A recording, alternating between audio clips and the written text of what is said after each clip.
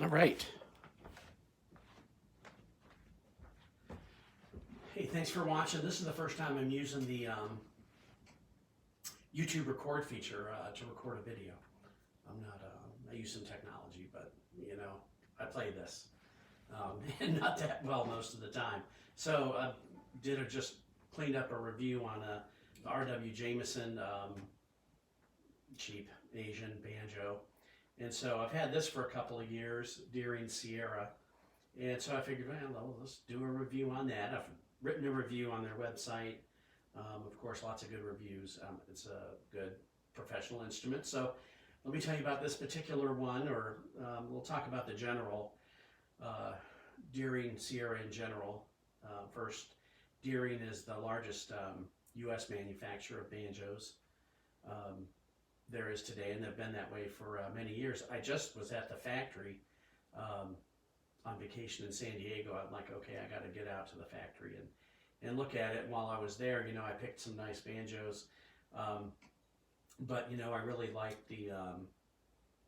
It was a Good Time Series Artisan banjo, just your basic Artisan, and the price was great because it had a flaw in it. Just included it in the R.W. Jameson review. So I'm like, yeah, I got the camera out because I was recording a lesson this morning. So I'm like, well, let's get the Sierra out and make a video on that and put that on YouTube also. So Deering, yeah, this is their most popular banjo, and it's been that way for a while.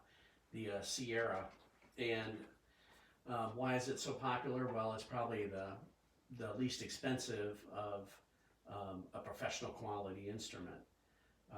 A banjo, there's a lot of money, so these go for oh gosh, I just looked, I believe it's $2,900, $29.99 if you get this banjo, plus this one had the spikes in it. I think that's a few dollars more. And that's the full retail price of it, so that's inexpensive for a professional quality instrument. And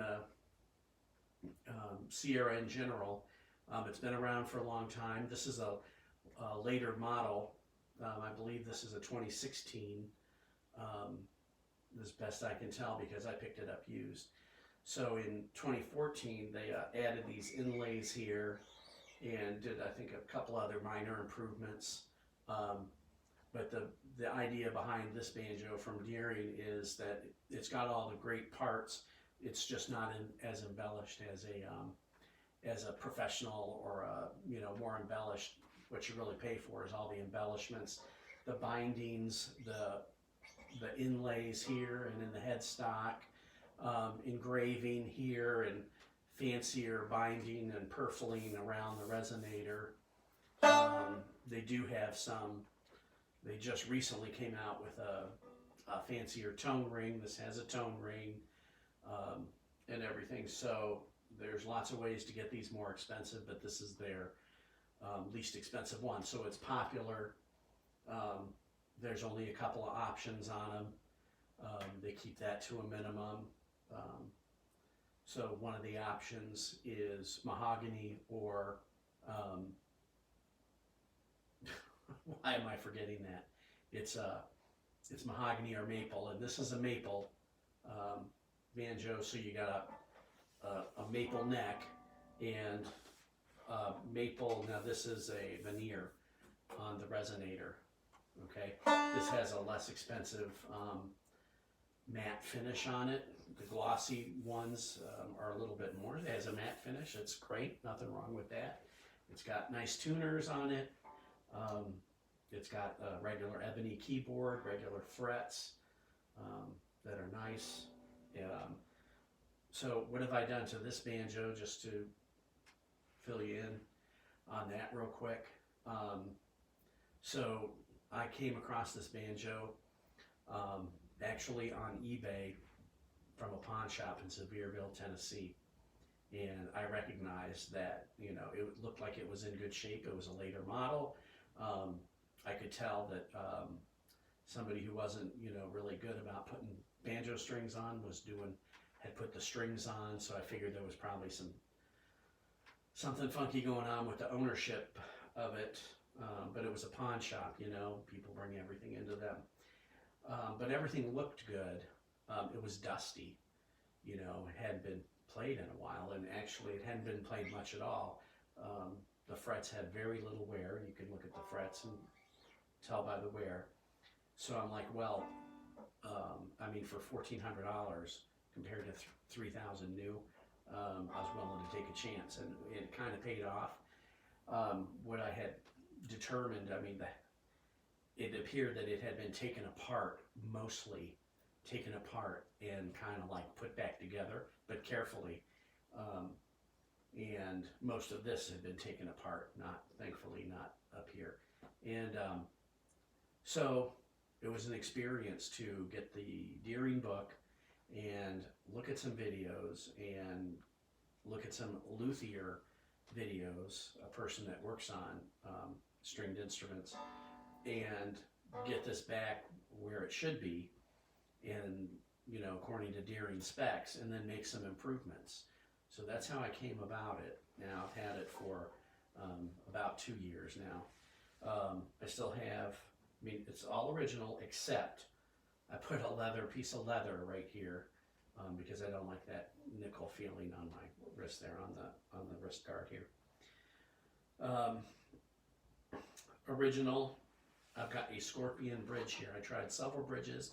I don't know if it came with an original bridge, but I bought Greg Deering signature bridge, and it wasn't the sound that I was looking for. Some of the up the neck tones I didn't like. So I tried this bridge, that bridge. I have a Stelling banjo. I tried a Stelling bridge. So eventually I got the Scorpion bridge, and that's the sweet spot for this banjo. The head I had tightened. I have a dial caliper pressure thing, and it's all the way up to it's G sharp. Okay. And that's it. I have light strings on here. These are currently Deering light strings. I really also like the 5-star light strings. They're great. They make the tone that I'm interested in, which is it's a bluegrass style banjo, so that kind of tone. The only thing I don't like about it is it has a lot of sustain, and I've made some adjustments to try to get some of that sustain out, and I haven't been successful at it.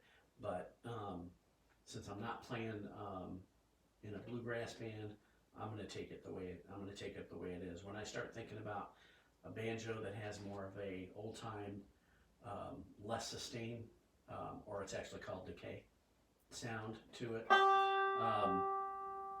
See how long that goes.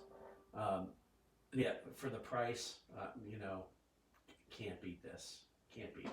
Right? Let me pick a tune here, and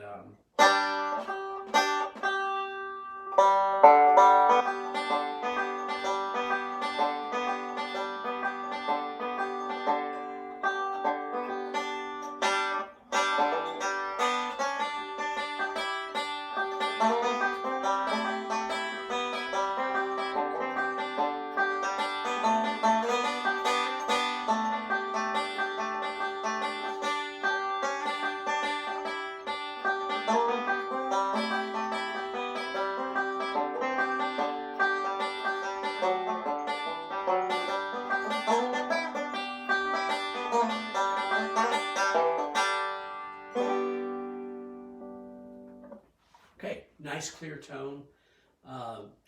It's loud. I was picking it pretty softly there, so plenty of loud. I could get it muted down by stuffing some socks in it, or clean socks, stuffing a rag in here in the pot. But it's a good sound. What was I going to say? That was "Bury Me Beneath the Willow," and that was a Tom Adams arrangement, pretty much straight what it is.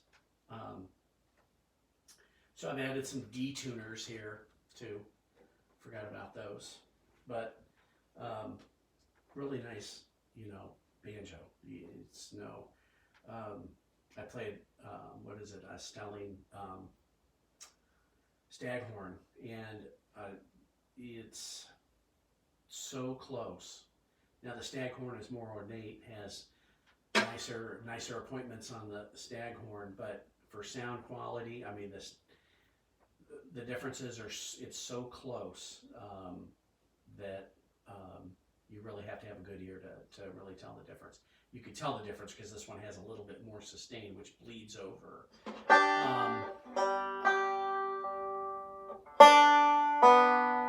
See how you hear both of them at the same time? It's more desirable to have, when you pick that second string, that the first one decays faster and it produces a drier sound. So, like I said, though, it's great. Let's pick one more tune here.